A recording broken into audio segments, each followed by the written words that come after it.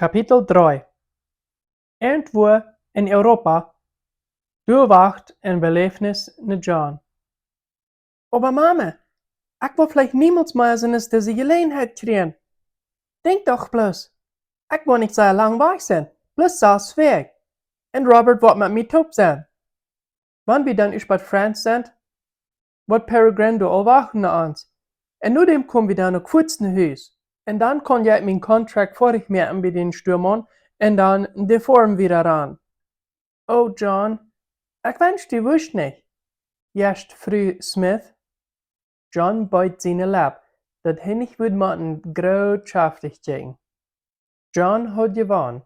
Nu dat John seine Mama nicht mehr am dat verbeuten deut, sondern bloß seht, dat sie wünscht, er würd nicht, bis er dat nicht lang dauern würd, und dann würd er die Freiheit haben.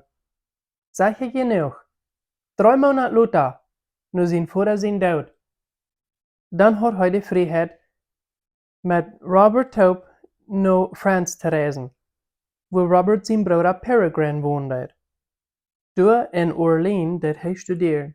Wenn John dat auch wird sehr gegleicht haben, aber nicht seine Mama, auch nicht der Herr Willoughby, wat nu der Absichter wir über er Farm, wären damit einverstanden, dat John wird seinen Kontrakt rückköpen bei den Stürmern. Da wen frucht John, Thomas Sandel, ne Freiheit, einen Stutz hier aufzuhauen, für diese Reise nach France, und er kriegt die Freiheit. Aber euer John reisen dort, verkauft er wat von sein Feu, wat er geerben hat. Der half von dort gab er seine Mama, und der andere half hielt er für seine Reise. Bald wir alles reuer, und John und Robert wären am Weg nach London, wo sie würden ein großer Chap abstehen nach France. Sie hatten den Herr Willoughby versprochen, dass sie bloß eine Nacht würden in London bleiben. Aber als sie in London ankommen, dann können sie ihre Ehe nicht davon wegreden. Du wir bloß so viel zu sein und zu tun. Sie ging bei Westminster Abbey vorbei, das geradste Gebiet, was sie beide jemals hier sein hatten. Dann ging sie nach den Turm von London, wo die Königin Elisabeth eingestoppt war von ihrer Schwester Maria. Und sie war noch erstaunt über den St. James sein Palast. Was da 55 Jahre nie gemerkt worden war, von König Henry VIII. John und Robert fingen, dass London hat noch andere Dinge anzubieten. Sie warten ihr Geld ab fettende Bauern. Sie tranken Bier und sie horchten sich Raucous Musik an von einem Spieler, der die Grütze angefangen und sich so schien, er würde viel von sich merken. William Shakespeare. Du wir so viel zu tun in London, dass du über dem eine ganze Weg vergangen wir, euer John und Robert auf der Chapten abstehen, nach France. Viele Mal hat John sich vorgestellt als ein kleiner Jung, wie es wird sein, wenn er wird auf einem großen Schiff sein. Aber niemals hat er sich vorgestellt, was mit ihm passieren wird, wenn das Schiff erst wird Land verlassen und das große schimmende Meer nehmen. John ward gewaltig seekrank. John muss einfach raufgehen im Schiff nehmen, wo er sich dann durchlädt in sein hängenden Bad, in sein Buch, der dreht. Nicht einmal mehr in dieser 2,5-tägigen Reise ging er hinab auf den Tag. Erst als das Schiff bei St. Valery Soissons angekommen war, stieg John aus sein hängenden Bad raus, um hinabzukommen. John war hoch über sich, am Wasser und Land zu sein. Noch viel mehr am fremden Land. Robert sagte nur, dass sie sich im Papier liegen deuten. Und dann wären sie auf dem Weg nach Peregrine. Paris wird gesagt, wie ein bittergewöhnliches Land.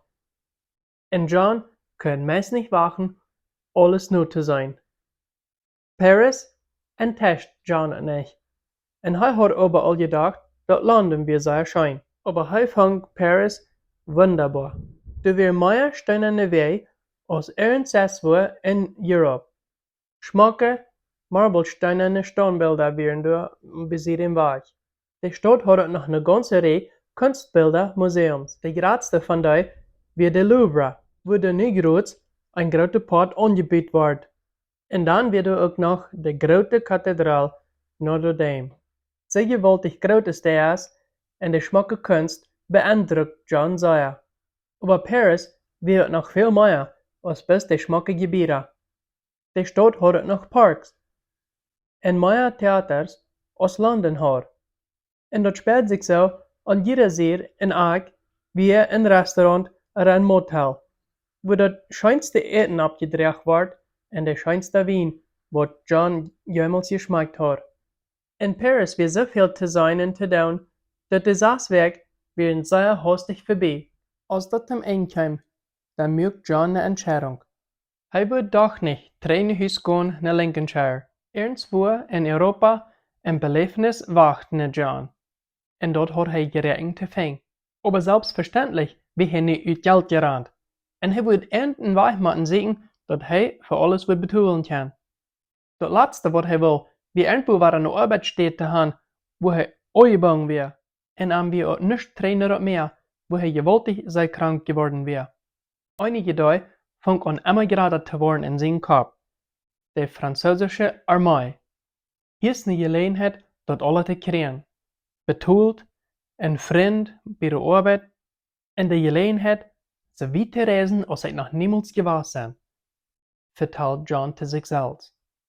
Und danach, er gleich das für was die französische Armee verändert. König Henry IV wie ein Protestant. Er wie im Kampf mit Philipp II in Spanien über die Zukunft von Frankreich. König Henry IV hat eine feine eingelegte Armee. Und in den 10 Jahren, wo er das Fetten geleitet, hat er langsam die Spanier geschlagen und hat Franz 3 Top gebracht. John mögt sich am Weg über das ewige Land bei Le Havre, wo die französische Armee abgestellt wird. Als er da hinging, dann dachte er über nach, wo er sich da würde abstellen, dass er wird eingenommen worden. Er war noch mal 16 Jahre und hat noch nicht belebt von Krieg. Er war nicht der geradste Pietmann, aber er kann in den Sodel bleiben und er war am Form abgewaschen. Und wenn er noch niemals hat eine Pistole gesehen oder eine Knarre, er glaubt, er würde fein marschieren können. Der ganz geradste Jenarm, dort wir, dass er verhebt kein Fransch kann. Die paar Wörter, was er kann, die hat er hier in Paris nie noch gelernt. Als John dann bei den Soldaten kämpft, verteilt er mit den Eberschen. John deut sein Bestes, den dort zu erklären, dass er will die Armee anschließen. Der Eberste kickt ihm vom Boven mit ihm an und an den French schickt er ihm vom Hof. John wird aber sehr entschlossen, dass er will die Armee anschließen. Und er deut sich so, er versteht ihm nicht. Und wieder fragt er, nur dass er will die Armee anschließen. Und weiter schickt der grobe Eberste John vom Hof und auch weiter der John sich so, er versteht ihm nicht. In dem Raum wird ein englischer Kapitän, was dort gehört hat, was diese hier vertelten.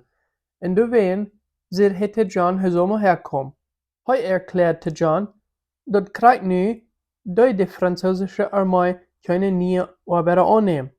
Und er schlug vor, dass John würde sagen, ein von den Söldner ihrer Companies anschließen.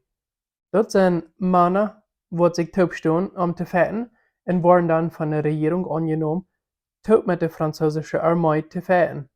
Die blieben dort an der anderen Kant von der Lauer, und der Kapitän weiß dahin. Wenn John sich auch so vernommen, dass er will die französische Armee anschließen, nahm er das doch an, und da ging er dann nach den Söldner ihrer Company. Wenns was bleibt ihm schließlich noch übrig. Sein Geld wird alle geworden, und wenn er sich nicht nur die Armee anschließt, dann wird er mit einem Pracher gehen. Ganz an der anderen Kant von der französischen Armee kam er dann bei der Stadt, wo die englischen Söldner wären. Als er dann erklärt, dass er wird endlich anschließen, dann wird ihm gesagt, dass er wird das ganz erste Mal einen Test überstehen. Er wird mit einem Fetten gehen, Louis de Toledo. Er wird diese Company zweitverster. Louis war ein großer, reifer Mann mit einem dunklen Gesicht und einem topgekrüzten, verbogenen Nase. John seine Kinn fällt rauf, als er sagt, wo Louis anfängt, sein Arm zu tragen. Er hat grote mossels en een brast vol van Norven. John jankert jaren te zijn dat hij zal van dat alle bloos vergeten. Aber hij roept zijn moed op en vangt aan zijn eenheid ham uit te trekken, mögt zich eruit te vechten. John had in de school geleerd dat bij een spel moest einer der Regeln ook gehorchen. Hij wordt aber bald aan dat iemand de Söldner juist dat zo niet. De feit had nog met slag aangevangen als John bovenuit een bein kreeg. Zijn knieën vangen aan te flatteren. De video weer niet uit te halen. En dan krijgt den moment neemt Louis de gelegenheid en rasselt hem naar de eer. En dan krijgt dezelfde tijd bijt hij hem om oor. John valt naar de eer en Louis zijn körper krijgt op hem. Krijgt zo hastig wie Louis opgehupst en vangt aan met zijn feit aan John zijn körper om te keel. John probeert nog frisch op te staan, aber Louis weer bloos te veel voor hem. De man zijn hevenen uitholen door zijn arbeid. En de feit weer in een paar minuten over. Duisternis kwam over John als hij afhangt te beschweren. Als hij dan endlich weer ter Besinnung kwam, werd John zich sicher dat hij den Test niet gemerkt had. Hij werd blauwdrig en verwundert en werd dort gekielt bloos in een kort stützje. Aber te John zijn Überraschung vond hij dat Louis zijn Wunden erin mögt. Congratulations, du hast den Test gemerkt. John kon het meest niet geloven. Hij had het gemerkt, de Söldner anzuschließen. John leert bei sich von dieser Söldner, der Gruppe wir unter der Anleitung von Kapitän Joseph Duxbury. Hij weer een rijke Engelscher, waar al zijn geld verspild had in Londen, van Waden. En dan steht dat hij zich had laten aanstappen wegen zijn schuld, wie hij Engeland weggerand en nu hier ook deze groep van Söldner uitgesloten. Maar de meeste andere ook Engelsche wären, hier zo manche Söldner, wären einzig dag van Scotland, Ireland en Duitsland. En er wären aber auch noch einige spanische Verlotene, Kriegse aus Laud de Toledo. John had ook bald geleerd dat hij niet regelmäßig betaald kreeg. Deze Söldner, zij mögen ihr Geld, von wann sie erst hadden een Krieg geführt en de Menschen alles goed gestohlen, oder een doodje, wat ze hadden alles verloos genomen wat zij aan zich hadden. Aber wenn sie niet al een paar Monate niet gefeiert hadden sie ook kein Einkommen gehad. Jedes Morgens wird Kapitän Duxbury ein Bit Fleisch geben und einen Zwieback, was sie dann durch den Tag können abeten. John kriegt eine eiserne Metz gegeben und das war alles, was sie von Soldaten klar hatten. Und John leert bald, dat Besitz dort, wie er ganz für sich selbst. Und wenn es keine Dagen uitgedeeld worden, muss John eine kalle Nacht verbringen, diese erste mangt seine Freunde. Die anderen lachten am bloß uit und sagten, hij wordt niet euer warm zijn, hij wordt han wem omgebracht en dan een dag voortgenomen in frische kleren. Dat feiten, dat bezorgt John zei. Du weet geen uiven wat hier zo aanging in deze groep. En ohne een peet en een geweer, meint John, würde hij te weinig te gebruiken zijn. Niet bestaat, hij tolkt erop dat een bijna paar minuten wordt hij dood zijn, wanneer hij zal te krijg gaan. Everdem, geeft kapitein Duxbury John op een oude flint. Op een nacht dann wird die Flint weich, als er geschlafen hat. Ein Tag schlapt sich in den nächsten ein. Die Männer verkosten gewöhnlich ihre Morgens und in der Nummerach bei Lutze Overs trinken sie in den Drinkhäuser. Aber mit dem mitzumerken, da brückt Geld. Und John hat aber keinen Cent auf seinen Namen. John war dort so alt und du wen ging hier wieder, but in den nächsten Dörper wird du dich wieder umlegen. In ein von diesen Dörper, wird er schlauer heute, möchte er, dass du insane wirst bei der eine Schlachterei. Du fehlt den Arbeiter.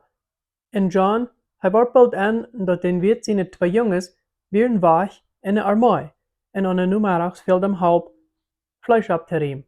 De man zei dat hij kan am gleich sehr veel tun, aber für zijn arbeid würde hij hem een bed tun en een schönen Unkers geben met een feinen Bauer. Wens John nicht viel andere te doen had, nam hij de arbeid aan. Hij mögt de arbeid niet uit. Thuis had hij ook al einmal haben bei Schlagen en Schubschlagen. Einmal, wenn John schaffen deed, dann wundert hij, wat is hij niemals nicht in zijn leven wird wat interessant beleven, had hij werkelijk bis eine Sort von een oud zijn vertuscht für eine andere Sort. En dan, an ein heute Sommerdag, John seine Söldnergruppe tut mit der andere 7 Söldnergruppen, wat Rama lahabra wären, weer naar hem weg. Arbeit weer spanische groepen te vinden dicht bij Frans en die dood te maken. John freut sich, hingewiesen zu sein. Wenigstens den ersten Tag. Den zweiten Tag, dann wird John seine Feit ganz reif von marschieren. Und am spielt so der Pied Vorarm deuten sonst nicht, als bloß de Stoff in der Luft zu schicken.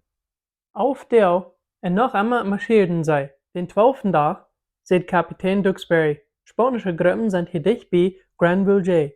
Diese Neuigkeit begeistert die Soldaten. Sie wurden an, dass die Spanische während 3 Stunden Iran und hatten die Detail gemerkt. Und die Söldner wissen, dass nu wieder Zeit zum Feiten. John grunzt, dass all die, was da auf dem Piet wären, die würden viel eher durch sein als hij. Und deswegen würden die auch das erste alles fortgestohlen kriegen von den Menschen und wird bloß noch das Überbleibsel treffen. Aber als hij is ankam, dann wordt John an, dat wieder gleich tegensteht. Seine Partner, die wären im Huisband und sagten sich alles ran, was sie bis fangen. Und aber noch keiner, wie im Stallband gewesen. John deed den einen Soldat antippern, wo mit am Tup weer, wat er auch gefout weer. In Tup schleckten sie sich in den Stall an. Als sie erst da wären, merkt John, dat mehrere Pferd wären hergelassen. Hij spoot sich nach das eine Pferd und dort wir sind. Hij nimmt auch noch einen Sodel für sein 4-jähriges Pferd und ein Walja Everrock. Und zu seiner Überraschung fand er in der Ecke von den Stall ein großes Schwert. Und wenn ihr aus 15 Minuten hat John ein Pferd, sodelt das ab und lädt dort im Stall rein. Ganz brav satt er auf dem Pferd und John spielt sich das so, hij wie ein Part von all das. Hij hat ein Pferd, ein Sodel, ein Everrock und ein nutzbares Gewehr. John hält seinen Kopf ganz still, als er mitreden wird. Nu wie hij in op eerste Soldat, reut für den Kampf.